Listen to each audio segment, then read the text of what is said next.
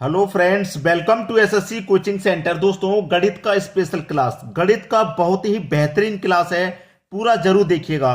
तो चलिए स्टार्ट करते हैं। पहला प्रश्न, ए, बी तथा सी एक काम को 4, 5 तथा 6 घंटे में पूरा कर सकते हैं। यदि वे सब मिलकर काम करते हैं और पूरे काम की मजदूरी 777 रुपये मिलती है, तो ए का भाग ज्ञात करें। आपके पास तीन व्यक्ति हैं, ए, बी और सी। ठीक है, ए काम करता है 4 घंटे, बी करता है 5 घंटे और सी करता है 6 घंटे। लेकिन पूरा काम कितना है आपको मालूम है? नहीं मालूम। तो तीनों का आप एलसीएम ले लीजिए, पूरा काम मालूम हो जाएगा। 4, 5, 6 का एलसीएम, 4, 5, 6 का एलसीएम आ जाएगा 60। 4 से 60 को काटो 15 बार में, 5 से काटो 12 बार में और 6 से काटो तो 10 बार में। ठीक है, इसका मतलब क्या है? ये 1 घंटे का काम। देखिए, ए आपका 4 घंटे में कर रहा है, तो ए आपका 1 घंटे में 15 करेगा, तभी तो 4 घंटे में 60 काम कर पाएगा। ये इनका सबका 1-1 घंटे का काम।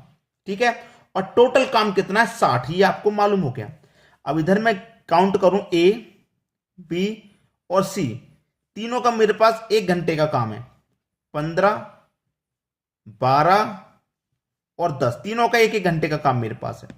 ठीक है, अब देखिए, तीनों मिलकर के जब 1 घंटे काम करेंगे तो तीनों का 1 घंटे का काम मिलाकर कितना हो जाएगा? तीनों का 1 घंटे का मिला दूं मैं, 10 और 15 25, 25 में 12 जोड़ दूंगा 37। तीनों मिलकर के 1 घंटे में 37 काम करेंगे और टोटल मजदूरी कितनी मिलती है भाई? 777 रुपए।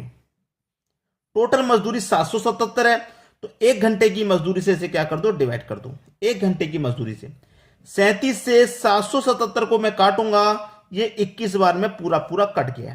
पूरा पूरा 21 बार में कट गया। पूछ क्या रहा है? ए का भाग ज्ञात करो। तो ए का अनुपात कितना भैया? 15। 21 का गुना 15 से कर दो, तो 15 एक कम 15 का 5, कैरी का 1, 15 दुने का 30, कैरी का 1 जोड़ देंगे तो 31। तो ए का भाग कितना है? 315 रुपया। इस 777 में ए का जो भाग है वो 315 है। ठीक है, सी का पूछ लेता तो क्या करेंगे? 21 का गुना 10 से कर दो, ये हो जाएगा 210। तो सी का भाग कितना भैया? 210। बी का पूछे तो 21 का गुना 12 से कर दो। भाई, हमें अलग अलग निकालने में कोई दिक्कत नहीं है, हमें जब तरीका पता है। हमसे सिर्फ ए का पूछा गया था, 315 है, बी ऑप्शन हमारा सही जवाब है, लेकिन हम आपको बता रहे हैं अलग अलग निकालना। ठीक है, अब देखेंगे अगला प्रश्न। अगला प्रश्न है, ए की कार्य क्षमता बी से दोगुनी है, अतः किसी कार्य को पूरा करने में ए बी से 10 दिन कम लेता है, तो दोनों मिलकर उस कार्य को कितने दिन में समाप्त करेंगे? दो व्यक्ति हैं, ए और बी। ठीक है, इन्हें हमें क्या दे रखा है? हमें क्या दे रखा? कार्य क्षमता। क्या दे रखा? कार्य क्षमता। क्षमता दे रखी है हमें। ठीक है, हमें क्षमता दे रखी है कि किसी कार्य को पूरा करने में जो ए है वो बी से 10 दिन कम लेता है। जो ए है वो बी से 10 दिन कम लेता है। भाई, तब देखिए, कार्य क्षमता दोगुनी है, हमें क्या पता है? ए की कार्य क्षमता बी से दोगुनी है, ए की क्षमता बी से दोगुनी है। बी एक काम करेगा, ए उतनी समय में 2 काम कर देगा, तो क्योंकि इसकी क्षमता दोगुनी है, ये हमें क्षमता का अनुपात है। और क्षमता का जस्ट अपोजिट होता है समय का अनुपात। जस्ट अपोजिट समय का अनुपात। अपोजिट होता है तो अपोजिट कर लो, 1 इधर आ जाएगा, 2 इधर आ जाएगा। ठीक है, ये हो गया जस्ट अपोजिट। ए बी से 10 दिन कम लेता है। जो ए है वो बी से 10 दिन कम ले रहा है। 10 दिन कम ले रहा है, तो ये 10 में करेगा, तो बी कितने में करेगा? 20 दिन में करेगा। ए आपका बी से 10 दिन कम ले रहा है, सीधा सीधा नजर आ रहा है। भाई, 10 दिन कम ले रहा है कि नहीं ले रहा? तो सीधा सीधा नजर आ रहा है, 10 दिन कम ले रहा है। अब हमारे पास क्या पूछा है? तो दोनों मिलकर उस काम को कितने दिन में पूरा करेंगे। दोनों जब मिल जाएंगे तो काम कितने समय में पूरा हो जाएगा, ये पूछा गया है हमसे।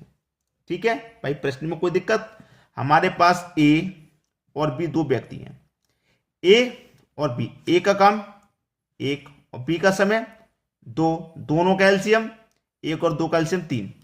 इस तरीके से कर लो, 1 और 2 का एलसीएम 3 हो गया। अब यहां पर बहुत सारे बच्चे इस तरीके से करते हैं। भाई, बहुत सारे बच्चे करेंगे इस तरीके से, लेकिन सही समय तक नहीं पहुंचे तो गलत कर देंगे। ए का समय कितना है? 10 दिन। बी का समय कितना है? 20 दिन। दोनों का एलसीएम ले लेंगे, कितना आ जाएगा? 20। 10 से काटो 2 बार में, 20 से काटो 1 बार में, और दोनों का 1 दिन का काम बी 2 है, ए का 1 दिन का काम 2, बी का 1 दिन का काम 1। भाई, ये 1 दिन में 1 कर रहा है बी, ये 2 कर देगा क्योंकि इसकी जो क्षमता है वो दुगनी है, एक की क्षमता दोगुनी है। ये एक दिन में 1 कर रहा है, ये एक दिन में 2 कर देगा क्योंकि इसकी कार्य क्षमता दोगुनी है। तो टोटल काम पता चल गया कितना है, 20 है। और दोनों मिलकर के एक दिन में कितना करेंगे, 2 और 1 3 कर देंगे। तो 3 से कर दो डिवाइड, 3 छिक्के 18, 2 बचेगा, 2 ऊपर बट्टे में 3, 6.2/3, यानी कि बी ऑप्शन सही हो गया। प्रश्न को पहचानना सीखिए, पहचानना तभी सही डिसीजन तक पहुंच पाएंगे आप। क्लियर है। अब देखेंगे अगला प्रश्न। अगला प्रश्न है 27 की पावर -2/3 को सरल कीजिए। सरल तो अब कर पाएंगे ना, जब इसका पूरा नियम हमें पता होगा तभी तो सरल कर पाएंगे। अब नियम इसका क्या देखिए, मेरे पास a की पावर 2 है, प्लस में है, a की पावर 2 प्लस में है। अब मैं इसे माइनस में करूंगा, कन्वर्ट करूंगा माइनस में, तो 1 के बटे में आ जाऊंगा, तो a की पावर -2 हो जाएगी। मैं इसी को जब बटे में ले आऊंगा नीचे तो माइनस में हो जाएगी ये, ठीक है। अब मुझे इसी को क्या करना है, 1 बट्टे a की पावर -2 है मेरे पास, जैसे कि 1 बटे a की पावर -2 है।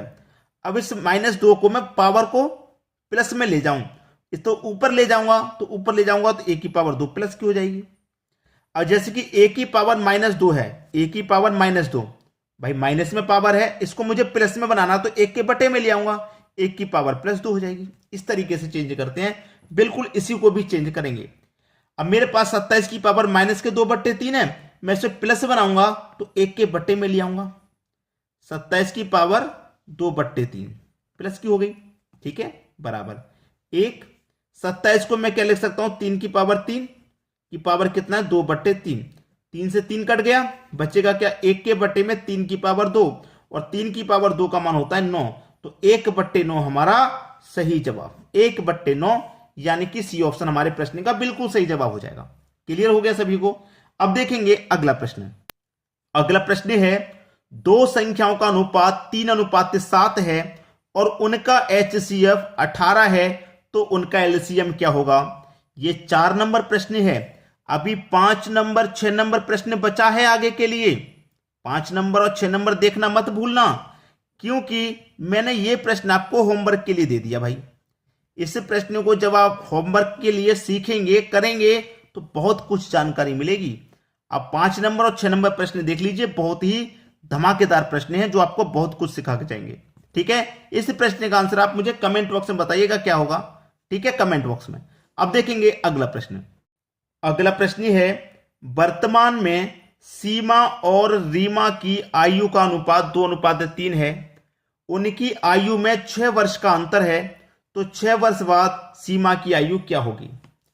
2 व्यक्ति हैं सीमा और रीमा, ठीक है, दोनों का अनुपात है 2:3, यही दिया गया है। उनकी आयु में 6 वर्ष का अंतर है, उनकी आयु में क्या है, 6 वर्ष का अंतर है, और 6 वर्ष बाद सीमा की आयु क्या होगी। भाई दोनों की आयु में 6 वर्ष का अंतर है, दोनों की आयु में 6 वर्ष का अंतर है, ठीक है। अब दोनों की आयु में जब 6 वर्ष का अंतर हो गया, अनुपात में कितने का अंतर, 1 का। याद रखना, जब कभी अंतर वाला प्रश्न होगा तो जो अंतर है वो लिख लीजिए, अंतर कितने का है, 6 वर्ष का। जब अंतर है तो अनुपातों का अंतर कर लो, अनुपातों का अंतर 1, तो अंतर में अनुपात के अंतर से डिवाइड कर दो, 6 आ जाएगा। जब योग दिया जाए तो अनुपातों का योग करके डिवाइड कर दो, अंतर दिया जाए अनुपातों का अंतर करके डिवाइड कर दो, एलसीएम दिया जाए तो अनुपातों का एलसीएम करके डिवाइड कर दो। इस फॉर्मूले को बस ध्यान में रखें, ठीक है। अब हमारे पास 6 निकल के आया, तो 6 का गुना 2 से कर दूं, कितना हो जाएगा भैया, 6 का गुना 2 से कर दूंगा 12, और 6 का गुना 3 से कर दूंगा तो 18। दोनों की आयु निकल के आ गई। हमसे पूछ रहा है, उसने वही बताना है।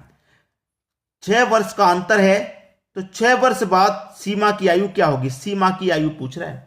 तो हमारे पास सीमा की आयु वर्तमान में 12 है, पूछ रहा है 6 वर्ष बाद की, तो इसमें मैं क्या करूंगा, 6 जोड़ दूंगा, तो 6 वर्ष बाद कितना हो जाएगी, 12 में 6 जोड़ दूंगा तो 18, तो 6 वर्ष बाद सीमा की आयु 18 हो जाएगी, पहला ऑप्शन।